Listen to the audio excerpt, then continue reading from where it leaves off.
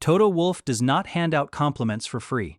The man has spent a decade playing mind games in the Formula One paddock, and every word out of his mouth during preseason testing is calculated.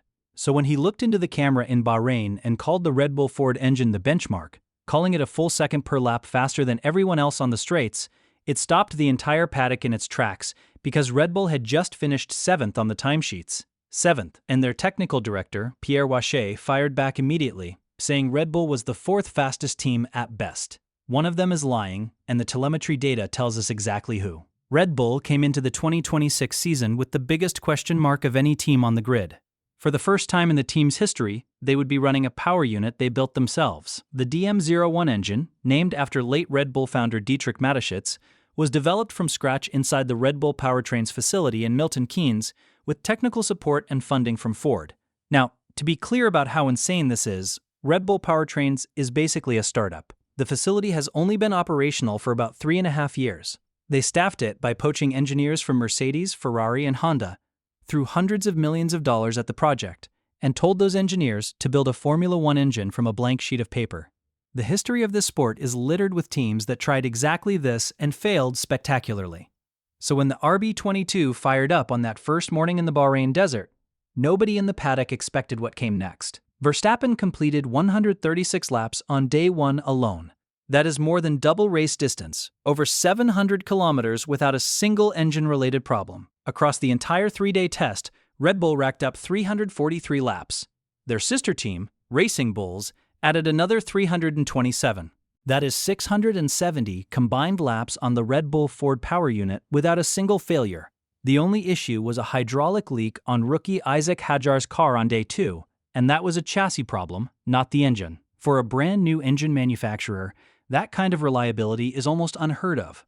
To put this in perspective, when Honda returned to Formula One with McLaren back in 2015, their engine was so unreliable that Fernando Alonso famously called it a GP2 engine over team radio. It took Honda years to become competitive. Toyota spent over $1 billion trying to build a championship-winning power unit and never even came close. The last truly successful new engine entrant was Mercedes in 2014, and they had decades of road car engine expertise to draw from. Red Bull had none of that. They built this engine from nothing in a facility that did not exist in 2022, and it worked flawlessly on its very first proper outing. The engineers inside that Milton Keynes factory deserve enormous credit for what they pulled off in Bahrain. But reliability was only half the story. The real bombshell came from the GPS traces and the telemetry data that rival teams started picking apart after day 1.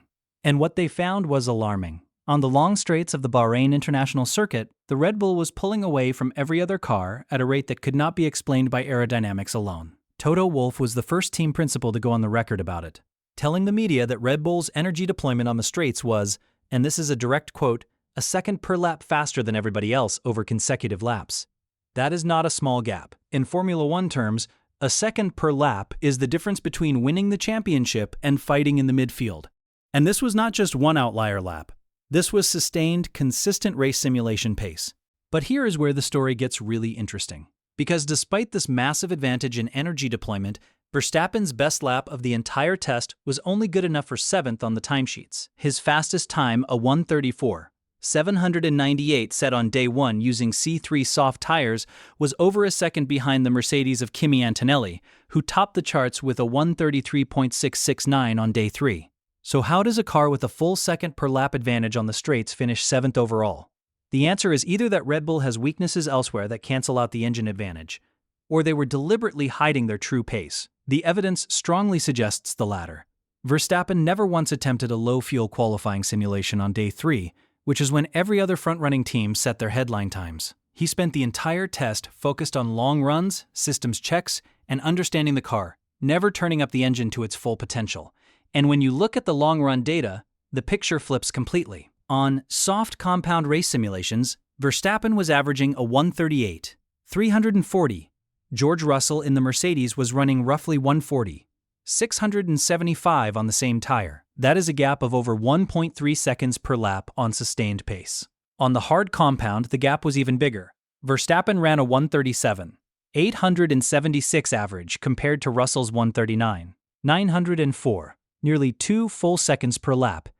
And it was not just the Red Bull. Liam Lawson in the Racing Bulls car, running the same Red Bull Ford engine, was posting straight-line speeds that had Mercedes-powered teams seriously concerned.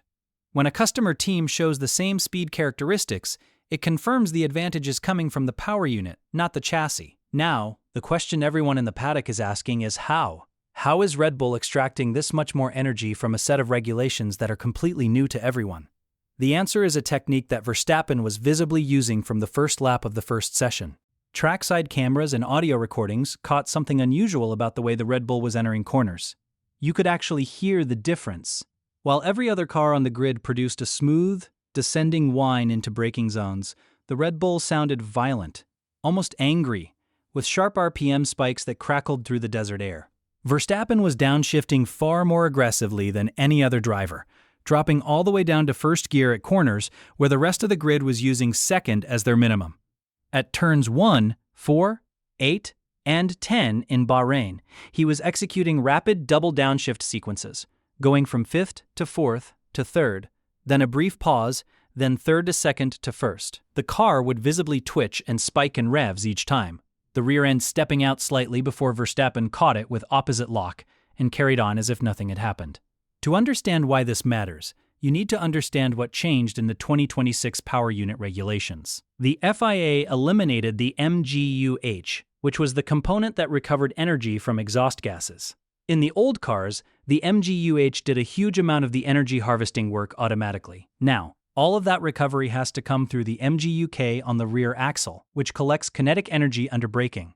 At the same time, the electrical output has nearly tripled to 350 kilowatts, creating roughly a 50-50th split between combustion power and electric power. But the battery capacity has not increased proportionally, which means drivers burn through their entire energy store several times per lap.